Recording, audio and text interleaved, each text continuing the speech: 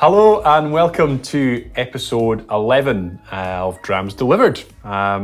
Here we are again, our favourite time of the month where we get to explore some new whiskey with you.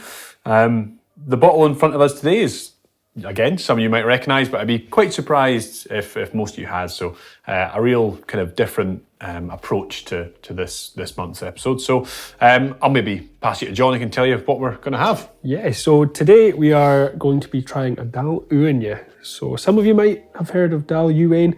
Dailuaine is the correct, we disagree about the pronunciation. There's a bit of disagreement, but one of us is right. At the end of the day, as you know, as long as you know which bottle of whiskey it is, Dailuaine. Yeah. So a fantastic whiskey, but not one that you see a lot of. To be honest, you might see Dailuaine in the independent market, independent bottles. So, you know, companies that have bought casks, then bottled it themselves. This is actually the only official release of Dailuaine. There were some special ones. Diageo released some special releases, some older things, but the only one that's always available is this one here, the 16-year-old. It's, yeah, I think a very underrated distillery, to be honest, Dailuaine. For a while it was the dark grains plant, or one of Diageo's dark grains plants, so a lot of the waste from other distilleries would be sent there to be turned into sort of animal feed and things like that, although that's closed now. So it's not the prettiest distillery, but a little bit of architectural history for you. It was the first distillery to actually have the famous sort of pagoda roof, a lovely, beautiful roof that you see on the top of distilleries. What's the purpose of a pagoda roof? Well, traditionally it would be at the top of the kiln of the distillery. When every distillery did their own malting, you would have that at the top. Today, there really isn't a purpose other than it looks very pretty. It looks nice. So it looks Does lovely. Look nice. Yeah. Cool. Well, I think we'll get torn into the dram.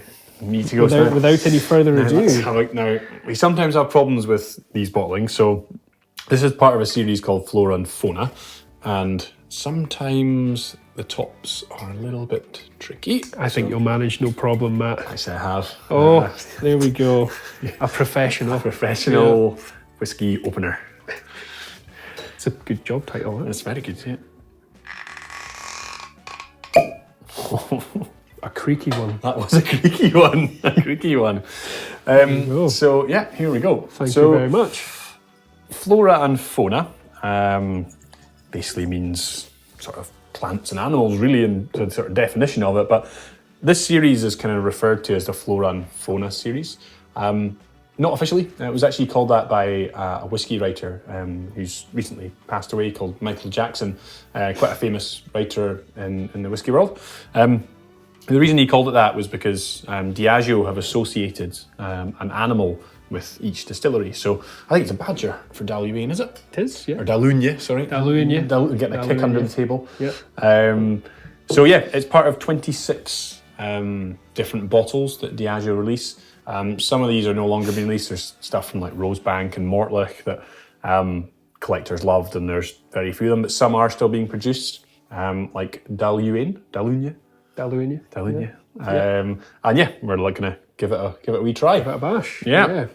So 16 years old. Lovely colour. Yeah. Not sure if it's natural colour. Does it say natural colour on the bottle? No, it doesn't. No. So we can probably safely assume there's a bit of colouring in there. I think the taste makes up for it, though, on this one. The taste makes up for it. Is it non-chill filtered? Probably not, again. No. However, I think, as you said, the taste definitely makes up for these shortcomings, if you like.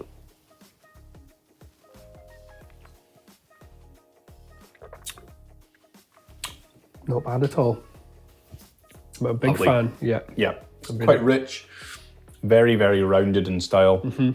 No smoke or peat there at all. Your sort of classic sherry notes that you might expect. Yeah. Raisins, prunes, stuff like that. What's it, 43 or 40? 43%. Yeah. So, and I think out of the Flora and Fauna range that's still available, this is definitely my favourite. I don't know about you, Matt. Highlight for me, yeah. For sure. Mm-hmm.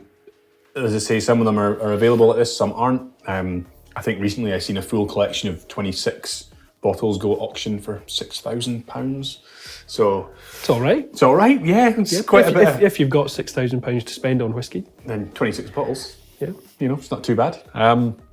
But yeah, I mean, Dailuaine, as John said, is a distillery. I've not visited it myself, but we don't know too much about it. Not many official bottlings, but there's no visitor centre if you do Yeah. go to the distillery. It is sort of one of Diageo's stable of distilleries. But I think it's fantastic stuff. have you drunk much of it? I have had Dailuaine before. Let me fill you in, folks. So, Glenfiddich, which is it seems a bit of an unrelated topic, host a festival every year called the Experimental.